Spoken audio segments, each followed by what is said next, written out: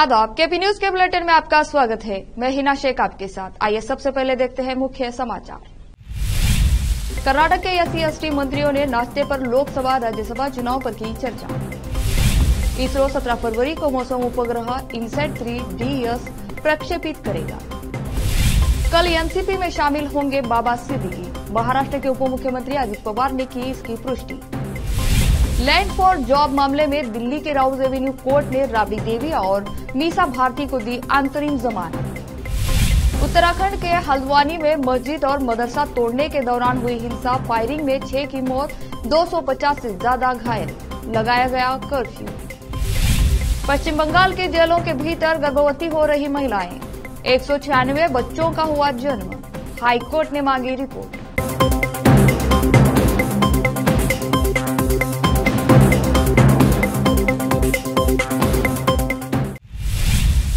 अब समाचार विस्तार से। कांग्रेस के एससी/एसटी मंत्री KH मुनियप्पा, जी परमेश्वर, सतीश जाकिरहोली और एससी महादेवप्पा ने गुरुवार को नाश्ते पर मुलाकात की और आगामी लोकसभा और राज्यसभा चुनाव पर चर्चा की। नेताओं की मुलाकात मुनियप्पा के आवास पर हुई। कर्नाटक कांग्रेस के कार्यकारी अध्यक्ष BN चंद्रप्पा भी मौजूद थे। कहा जा रहा है कि मुनियप्पा कोलार, सतीश जाकिरहोली बेलगाम, महादेवप्पा चामराजनगर और चंद्रप्पा चित्रदुर्गा के नाम पर लोकसभा टिकट के लिए विचार चल रहा है। बताया जाता है कि महादेवप्पा ने अपने बेटे सुनील बोस के लिए टिकट मांगा है, जबकि सतीश की बेटी प्रियंका का नाम भी उम्मीदवार बनने के लिए चर्चा में है। बताया जा रहा है कि नेताओं ने 27 फरवरी को 4 सीटों पर होने वाली राज्यसभा चुनाव पर चर्चा की। उप मुख्यमंत्री DK शिवकुमार ने गुरुवार को कहा कि कर्नाटक की कांग्रेस सरकार राज्य सरकार को मिलने वाले केंद्रीय अनुदान पर एक श्वेत पत्र लाएगी। शिवकुमार ने संवाददाताओं से कहा, चूंकि भाजपा राज्य को मिलने वाले केंद्रीय अनुदान पर श्वेत पत्र की मांग कर रही है, हम जल्द ही इसे लाएंगे। भारतीय अंतरिक्ष अनुसंधान संगठन इसरो ने बृहस्पतिवार को कहा कि वह मौसम उपग्रह INSAT-3 को 17 फरवरी को प्रक्षेपित करेगा। इसने कहा कि यह उपग्रह बेहतर मौसम पूर्वानुमान और आपदा संबंधी चेतावनी देने में मदद करेगा। उपग्रह को GSLV-F14 के जरिए प्रक्षेपित किया जाएगा। INSAT-3 उपग्रह भूस्थैतिक कक्षा में स्थापित किए जाने वाले तीसरी पीढ़ी के मौसम उपग्रह का अनुवर्ती मिशन है और यह पूरी तरह से पृथ्वी विज्ञान मंत्रालय द्वारा वित्त पोषित अभियान है। इसरो ने कहा, GSLV-F14 INSAT-3 मिशन का प्रक्षेपण शनिवार 17 फरवरी को शाम 5:30 श्रीहरिकोटा के सतीश धवन अंतरिक्ष केंद्र SDSC से होगा। इसरो ने कहा, GSLV-F14 INSAT-3 मिशन का प्रक्षेपण शनिवार 17 फरवरी को शाम 5:30 श्रीहरिकोटा के सतीश धवन अंतरिक्ष केंद्र SDSC से होगा। शिवमोगा के सांसद BY राघवेंद्र ने कहा कि सांसद DK सुरेशा ने देश को तोड़ने का बयान दिया है। उनके खिलाफ लोकसभा में महाभियोग लाने पर चर्चा किया जाएगा। हुबली शहर में पत्रकारों से बातचीत करते हुए राघवेंद्र ने कहा कि कांग्रेस देश को बांटकर राजनीतिक दाल गलाती रही है। उनमें अब भी वही भावना है, उन्हें कोई माफ नहीं कर सकता। केंद्र सरकार ने अंतरिम बजट पेश किया है, यह देश को दिया गया कोई नया बजट नहीं है। इसी को आगे रखकर DK सुरेश ने दक्षिण भारत पर अन्याय का आरोप लगाकर देश को 2 भाग करने का बयान दिया है। उप मुख्यमंत्री DK शिवकुमार ने अपने भाई के बयान को सही ठहराते हुए समर्थन किया है। बाद में उन्होंने दिल्ली चलो नाम से संवाददाता सम्मेलन किया। राजनीति के लिए व्यवस्थित योजना तैयार कर लोगों को गुमराह करने की कोशिश कर रहे हैं। कर्नाटक सरकार ने पूरे राज्य में हुक्का पर प्रतिबंध लगा दिया है। सरकार ने सार्वजनिक स्वास्थ्य और युवाओं की सुरक्षा को ध्यान में रखते हुए यह फैसला किया गया है। विश्व स्वास्थ्य संगठन ने वैश्विक वेस्ट तंबाकू सर्वे 2016-17 का डाटा जारी किया था। इसी के आधार पर कर्नाटक सरकार ने हुक्का पर बैन लगाने का फैसला किया है। सर्वे में बताया गया है कि कर्नाटक के 22% युवा तंबाकू का सेवन करते हैं, जिनमें 8.8% नशे के आदी है। WHO की रिपोर्ट के अनुसार 23.9% युवा सार्वजनिक स्थानों पर तंबाकू के धुएं के संपर्क में आ रहे हैं। अब लेते हैं छोटा सा ब्रेक। हिंदुस्तान के हर कोने में हम हैं मौजूद। 24 घंटे हालात पर गहरी नजर, खबरों से जुड़े चुपते सवालात, और आपको दिखाता है धार्मिक, सामाजिक, राजनीतिक, लोकल और इंटरनेशनल न्यूज की सबसे बेहतर कवरेज, जो आपको रखती है हर पल बाखबर। देश और दुनिया भर की खबर के लिए देखते रहें केपी न्यूज 24/7।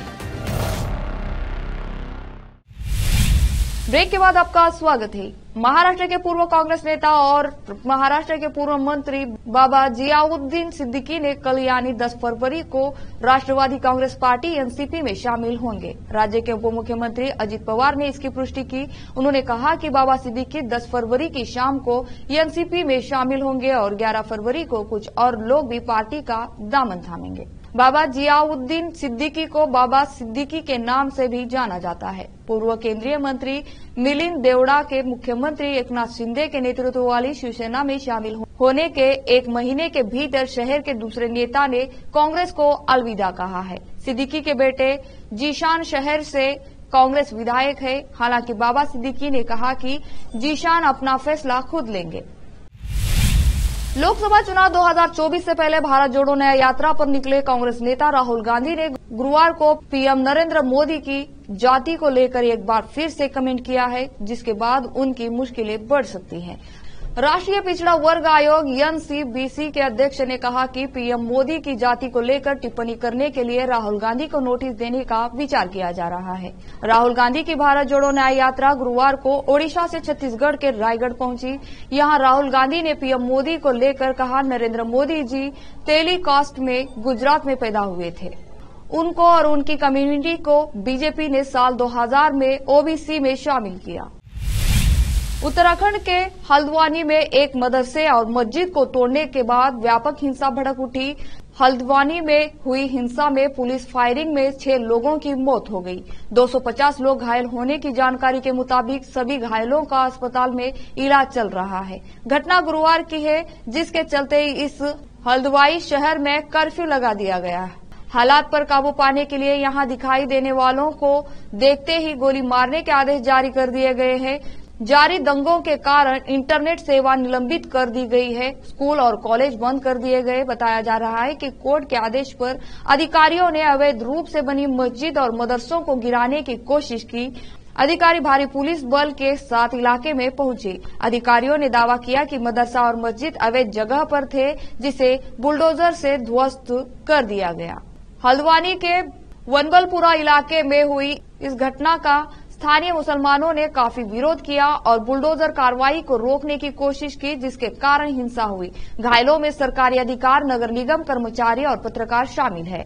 हमलावरों को असामाजिक ताकतें बताया गया। मदरसा तोड़ने आए लोगों पर पत्थरों से हमला कर दिया। पुलिस ने आंसू गैस का इस्तेमाल किया।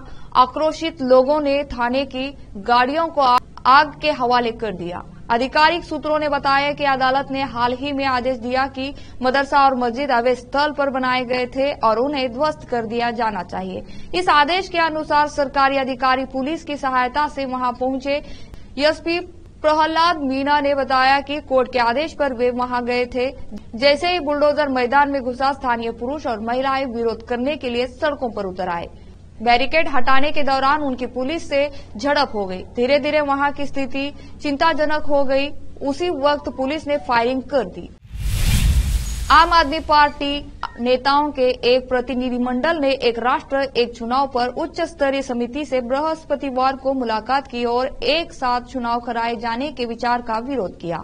सरकार ने पिछले साल सितंबर में लोकसभा, राज्य विधानसभाओं, नगर पालिकाओं और पंचायतों के एक साथ चुनाव कराने के मुद्दे की जल्द से जल्द पड़ताल करने और सिफारिशें करने के लिए पूर्व राष्ट्रपति रामनाथ कोविंद की अध्यक्षता में एक समिति बनाई थी। आम आदमी पार्टी के वरिष्ठ नेता जैस्मिन शाह ने पार्टी नेता पंकज गुप्ता के साथ कोविंद से मुलाकात की। शाह ने एक्स पर एक पोस्ट में कहा कि आप देश में एक साथ चुनाव कराने का पुरजोर विरोध करती है। शाह ने कहा, पूर्व राष्ट्रपति रामनाथ कोविंद और एक राष्ट्र एक चुनाव के लिए उच्च स्तरीय समिति अन्य सदस्यों से आपके राष्ट्रीय सचिव पंकज गुप्ता के साथ आज मुलाकात की और आम आदमी पार्टी के विचारों को सामने रखा। लैंड फॉर जॉब मामले में बिहार के पूर्व मुख्यमंत्री राबड़ी देवी और उनकी बेटी मीसा भारती दिल्ली की राउज एवेन्यू कोर्ट पहुंच गए हैं। कोर्ट में इस मामले की सुनवाई शुरू हो गई है। कोर्ट में राबड़ी देवी, मीसा भारती और हेमा यादव ने जमानत याचिका भी दायर की है। कोर्ट ने 1 लाख रुपए के मसलके पर अगली तारीख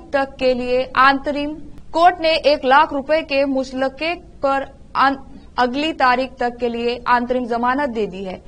सुनवाई के दौरान आरोपियों की नियमित जमानत पर ईडी ने जवाब दाखिल करने के लिए समय मांगा। मामले की अगली सुनवाई 28 फरवरी को होगी।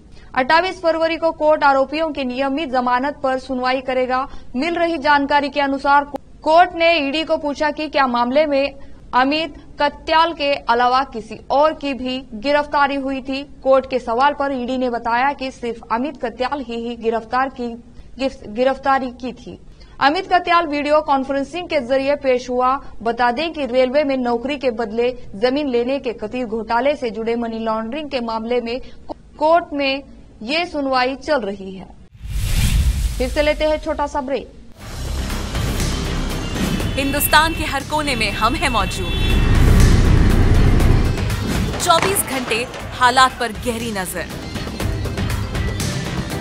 खबरों से जुड़े चुपते सवालात और आपको दिखाता है धार्मिक, सामाजिक, राजनीतिक, लोकल और इंटरनेशनल न्यूज की सबसे बेहतर कवरेज, जो आपको रखती है हर पल बाखबर।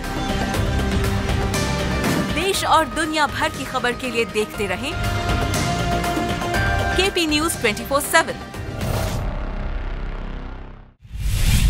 पश्चिम बंगाल की जेलों के भीतर बंद महिलाएं गर्भवती हो रही हैं। कैसे, यह पता नहीं। कलकत्ता हाई कोर्ट के सामने न्याय मित्र तपस भांजा ने गुरुवार को रिपोर्ट पेश की है। उनके मुताबिक जेलों के भीतर 196 बच्चे रह रहे हैं। भांजा की रिपोर्ट यह नहीं बताती कि महिलाएं किस समय गर्भवती हुई।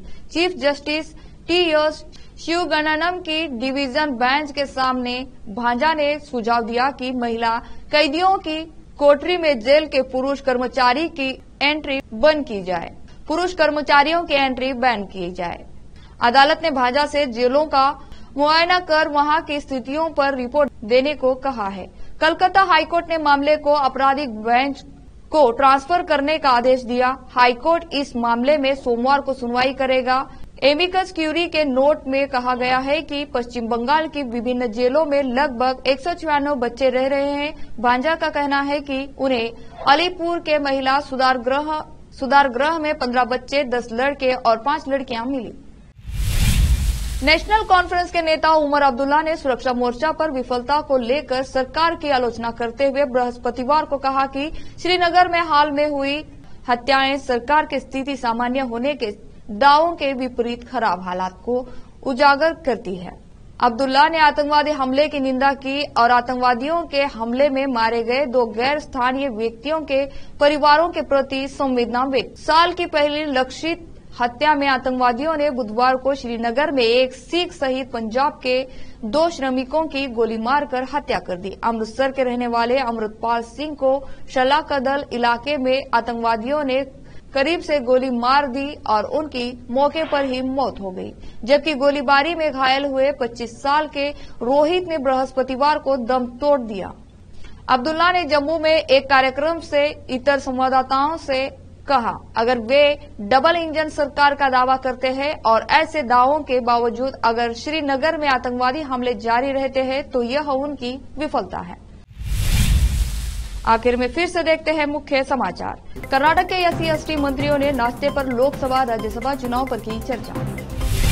इसरो 17 फरवरी को मौसम उपग्रह INSAT-3DS प्रक्षेपित करेगा। कल एनसीपी में शामिल होंगे बाबा सिद्दीकी। महाराष्ट्र के उप मुख्यमंत्री अजित पवार ने की इसकी पुष्टि। लैंड फॉर जॉब मामले में दिल्ली के राउज एवेन्यू कोर्ट ने राबड़ी देवी और मीसा भारती को दी अंतरिम जमानत। उत्तराखंड के हल्द्वानी में मस्जिद और मदरसा तोड़ने के दौरान हुई हिंसा, फायरिंग में 6 की मौत, 250 से ज्यादा घायल, लगाया गया कर्फ्यू। पश्चिम बंगाल के जेलों के भीतर गर्भवती हो रही महिलाएं, 196 बच्चों का हुआ जन्म, हाईकोर्ट ने मांगी रिपोर्ट।